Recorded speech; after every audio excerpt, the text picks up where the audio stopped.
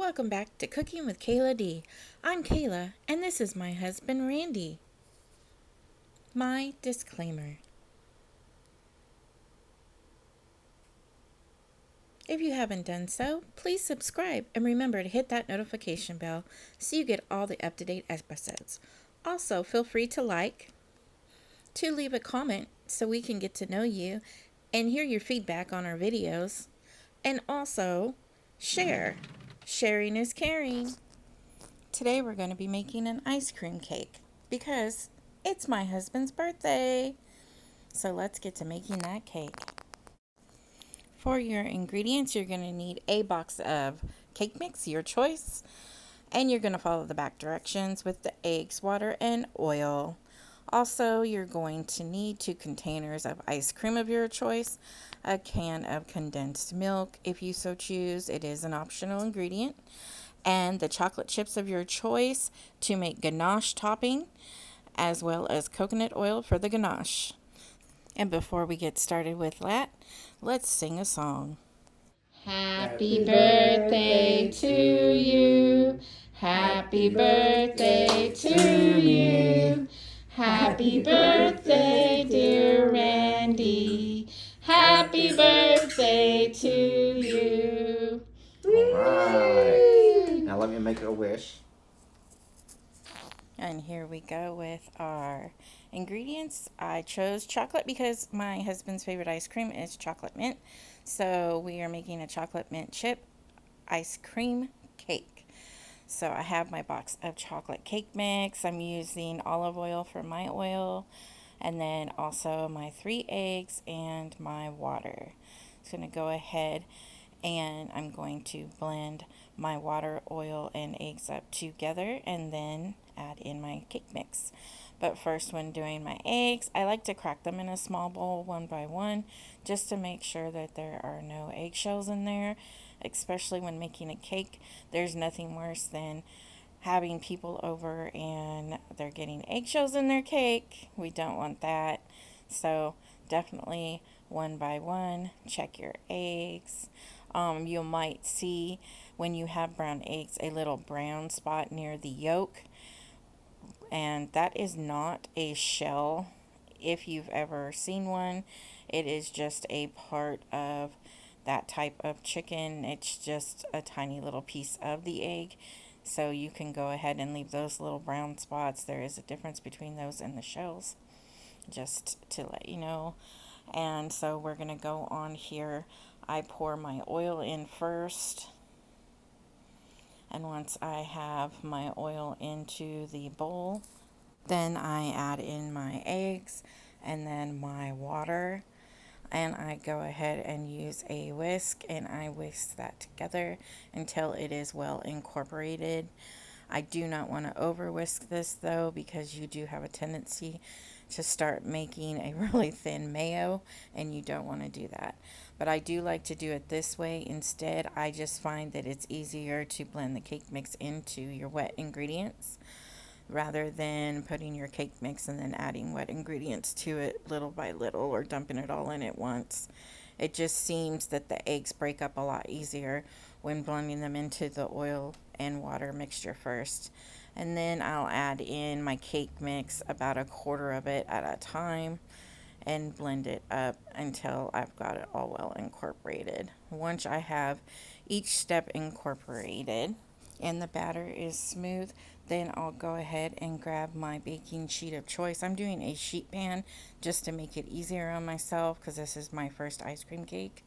And I'm going to get my parchment paper and get that cut to size. I buy the sheets now lately because it's just easier for me to do that, because most of the time you're just taking that tear across the edge of your counter and tearing it right in half.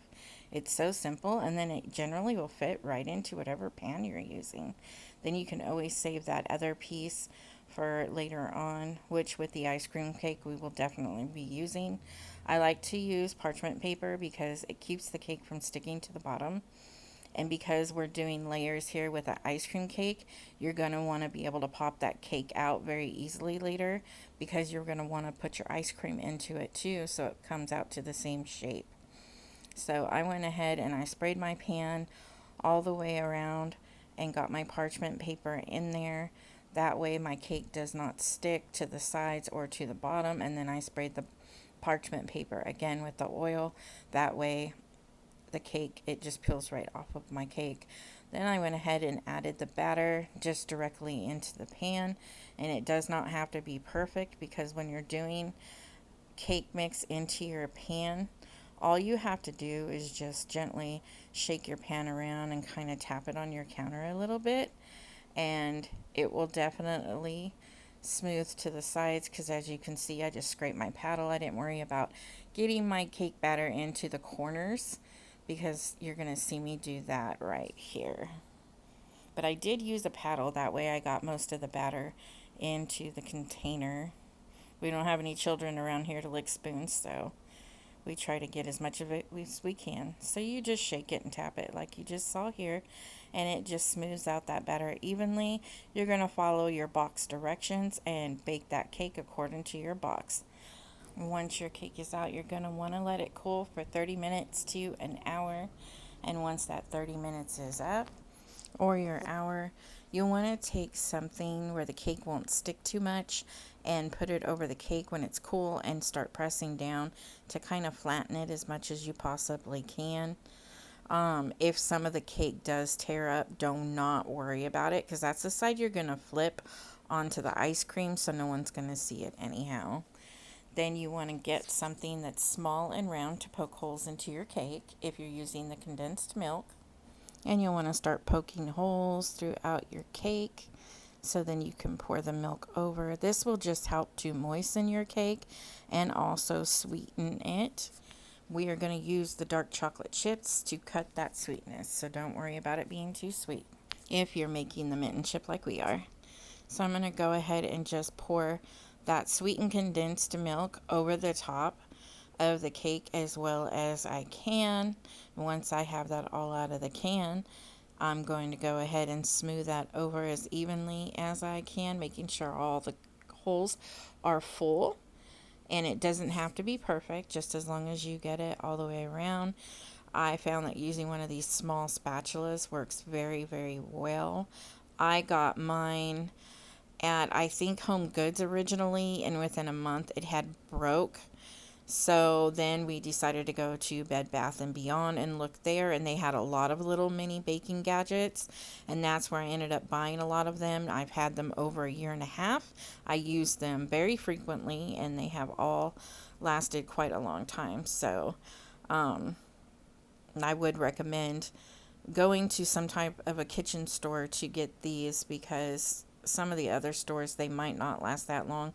And honestly, they were actually cheaper at Bed Bath & Beyond than they were at Home Goods anyhow. And it's not putting Home Goods down. I love that store. It's absolutely amazing. I'm just saying. There's a lot of stuff at Bed Bath & Beyond that doesn't work out either. So, but with these, it seemed to. So that's just some advice. So once you have that all spread out and around on your cake, making sure all those holes are covered, you don't have to worry so much about your edges. As long as it's on the cake like you can see, then it will be fine.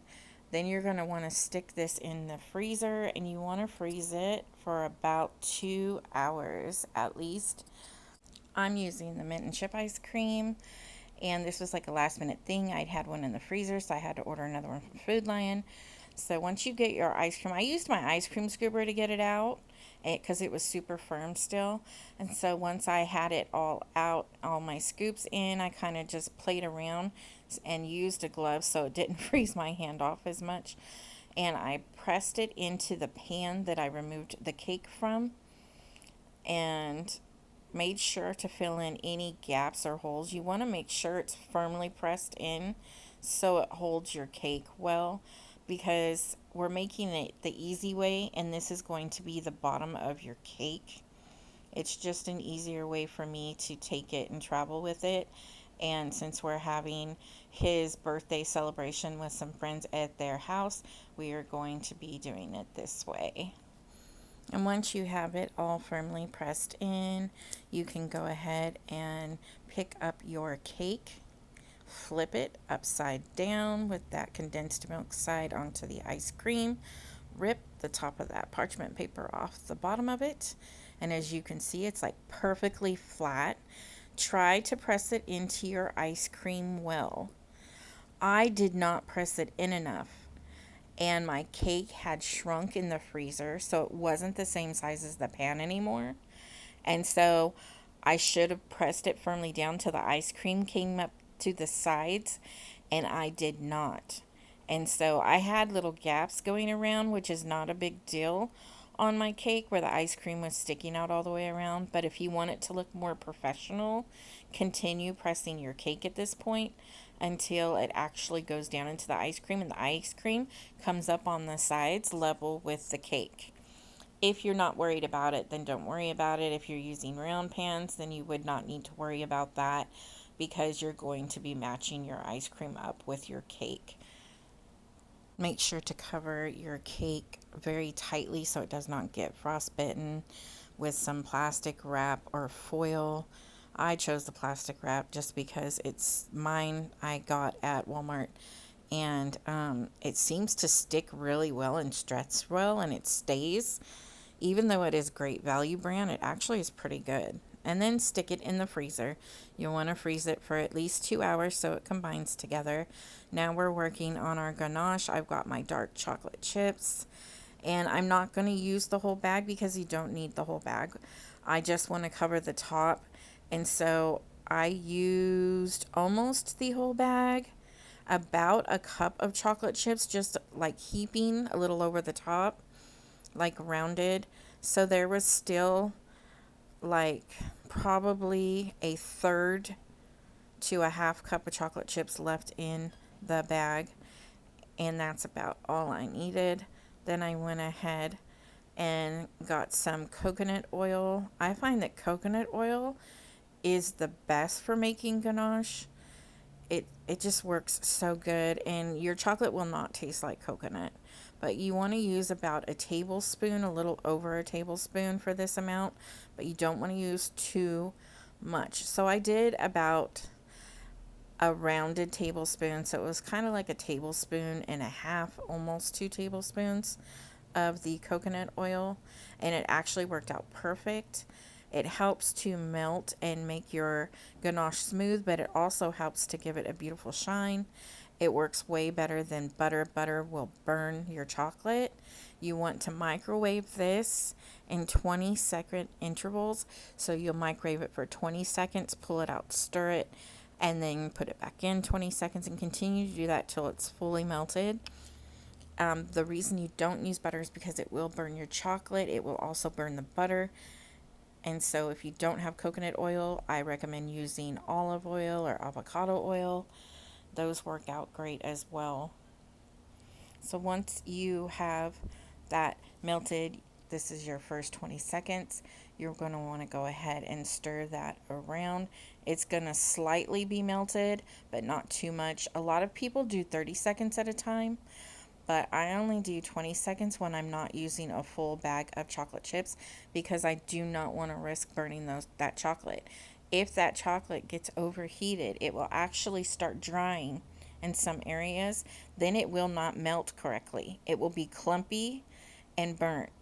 And that is why I do it in a lower amount, especially if you're not familiar with the microwave you're using and you haven't done this before. You definitely want to start out on a lower amount of seconds while doing this. I ended up having to do it, I think, 3 times, and then I put it in for like 5 more seconds after it was completely melted, just to kind of heat it a little more before I poured it. That way it was up to a warmer temperature so it didn't start hardening too fast. Once I had it all done and it was smooth, as you can see here, it was time to start pouring it onto our cake. So I took the saran wrap off of the cake, and as you can see, my ice cream didn't come up on the edges because I didn't push it enough. So definitely you'll want to do that because now it's firm and it's ready. So now I'm going to be pouring the ganache on top of the cake and just focusing on at least covering the top of the cake. I don't want to worry about the sides or anything. So then you just pour it around as evenly as you can get it. And remember, like the way I did it, I did it to where there's not going to be a lot of leftover chocolate because I didn't want to waste chocolate. So I really have to be careful and be patient with how I'm spreading it around so it's not dripping over the sides.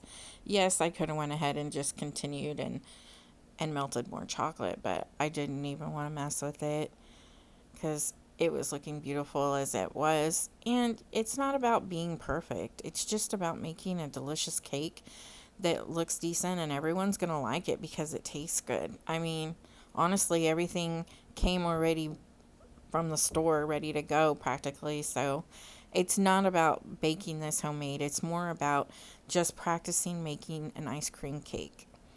And I think we did pretty good. It was my first, and I think it turned out pretty good. Everybody loved it. They raved about it. So that's pretty awesome. One of these days, yes, we'll have to get in the kitchen and try to make one from scratch, but not anytime soon. You can also make this in a keto version. You can buy keto cake mix at Walmart, and you can buy keto ice cream at most grocery stores and Walmart. And you just have to get it in smaller containers. They also have Carb Smart in the same size containers that I have. So you can get that as well from Breyer's Ice Cream. No, I am not being paid by them. I just wanted to mention that because it is a good option. You could also make a paleo if you're paleo. You can make a cake that is a paleo version, and you can use the paleo ice creams as well. There are options out there. There are keto chocolate chips. There are paleo chocolate chips. So you do have options with any type of lifestyle you are leading to make a delicious dessert for your family. I continued to freeze this and store it until ready, and as you can see, it turned out fine. With it being an ice cream cake, I used a wooden skewer to poke the holes in and then stick my candles through that, and they held up just fine. It was delicious. Just make sure to defrost this for 10 to 15 minutes before serving so that you can cut through it. Any longer than that, and you will have a soupy mess, just like we did, because we forgot about it, left it out for an hour, so we ended up having basically milkshake with cake. Well, here are some pictures here in Myrtle Beach, South Carolina. We were watching the sunset on my husband's birthday, and we got one before the sunset down here on the north end by the pier. As you could see, North Myrtle Beach going around the edge there. Also, we had a sailor out during the day and wanted to get a picture of that sailboat. Thank you for being a part of my husband's birthday. As always, from here in Myrtle Beach, South Carolina, we thank you for joining us. We tell you to stay in that kitchen and keep on cooking. And God bless you all. As my husband would say, Peace! See that no one renders evil for evil to anyone, but always pursue what is good both for yourselves and for all. 1 Thessalonians 5:15. if you haven't done so, please subscribe by hitting our icon right here to our channel. We would love for you to subscribe and be a part of our community here. Also, here are a couple other videos for recipes. If you'd like to check out, we'd greatly appreciate it. See you next time. Adios.